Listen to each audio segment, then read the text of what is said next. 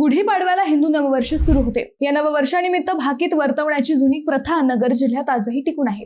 कर्जत तालुक्यातील गोदड महाराज, चांदे कासारे येथील बाल भैरवनाथ आणि वैजापूर पैठण येथील इंद्रराज गुढी दरम्यान वर्तवली जाणारी भाकिते चर्चेत असतात। या वर्षीही या तिन्ही भाकितांकडे जिल्ह्याचे लक्ष होते, परंतु या भाकितांनी आता चांगलेच टेन्शन वाढवले आहे। युद्ध, भूकंप, पूर, पाऊस या सगळ्यांबाबत वर्तवलेली ही भाकिते नेमकी काय आहेत हेच आपण या व्हिडिओतून पाहणार आहोत। नमस्कार, मी अद्वैता आणि आपण पाहत आहात अहिल्यानगर लाईव्ह 24, नगरी घडामोडींचं परफेक्ट अनालिसिस। कर्जत मधील संत गोदड महाराज यांनी सुमारे 250 वर्षांपूर्वी विविध ग्रंथ व भाकितांचे लिखाण केले। एका वर्षांचे भविष्य हे एक संवत्सरी म्हणून पाहिले जाते। अशा सुमारे 60 संवत्सरी आहेत। त्यात या वर्षी पाऊस, पिके, पाणी, संकट, राजकीय व सामाजिक घटनांचे वर्णन केलेले आहे। दरवर्षी चैत्र पाडव्याच्या दिवशी गोदड महाराजांच्या समाधी मंदिरात नव्या वर्षांचे भाकीत वाचले जाते। आतापर्यंत या मंदिरात वाचलेली सगळी भाकिते ही खरी ठरल्याची भक्तांची श्रद्धा आहे। त्यामुळे या भाकितांकडे भक्तांचे लक्ष लागले आहे। पाडव्याच्या दिवशी हे भाकीत ऐकण्यासाठी सकाळपासून भाविकांची मंदिरात गर्दी असते। मंदिराचे प्रमुख मेघनाथ पाटील यांचे वाजत गाजत मंदिरात आगमन झाले। त्यानंतर मंदिराचे मुख्य पुजारी पंढरीनाथ काकडे यांनी या वर्षीच्या भाकिताचे वर्णन केले।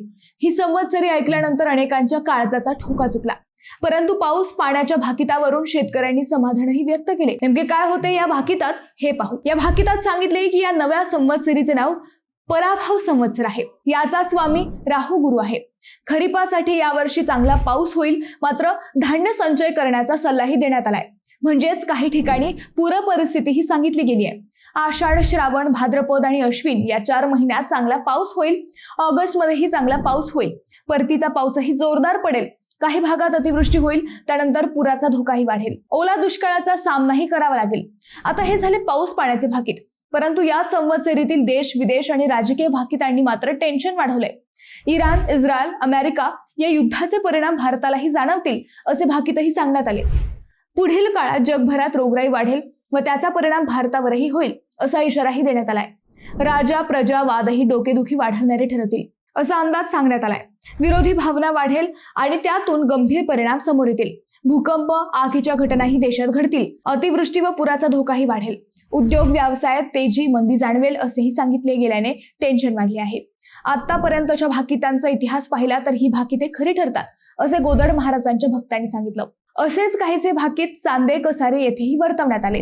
अहिल्यानगर जिल्ह्यातील कोपरगाव तालुक्यातील चांदे कसारे येथील बालभैरवनाथ मंदिर हे 1200 वर्षांहून अधिक प्राचीन आणि जागृत देवस्थान आहे। येथे भैरवनाथ व जोगेश्वरी यांचा विवाह सोहळा आणि पावसाचा अंदाज वर्तवणारी होईक परंपरा प्रसिद्ध आहे।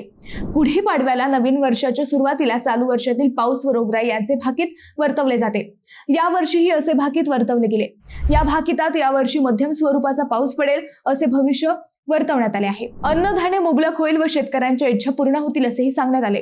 यावर्षी देवाने सकारात्मक कौल दिलाय। वैजापूर व पैठण येथील स्मशानभूमीत उभारल्या गेलेल्या इंद्रराज गुढीतही यावर्षी पीक पाणी समाधानकारक राहणार असल्याचे भाकीत वर्तवले गेले। स्मशानभूमीत अमावस्येला गुढी उभारण्याची परंपरा या 2 गावात आहे। त्यातून काही भाकीतही केले गेले। नगर जिल्ह्यातील अनेक देवस्थानांमध्ये गुढीपाडव्याच्या दिवशी सांगितली जाणारी भाकीत चर्चेत असतात। या सगळ्या भाकितांमध्ये शेतकऱ्यांना दिलासा मिळेल असे भविष्य सांगितले असले तरी काही भागात होणारी पूरजन्य परिस्थिती टेन्शन वाढवणारी आहे। शिवाय देशाच्या बाबतीतही राजा व प्रजा यांच्यातील संघर्ष टेन्शन वाढवणार आहे। मित्रांनो, तुम्हाला हा विषय कसा वाटला हे आम्हाला कमेंट करून नक्की कळवा। शिवाय व्हिडिओ आवडला असेल तर चॅनलला सबस्क्राईब करून व्हिडिओला लाईक करायला विसरू नका। पुन्हा भेटू नव्या विषयावर, तोपर्यंत धन्यवाद।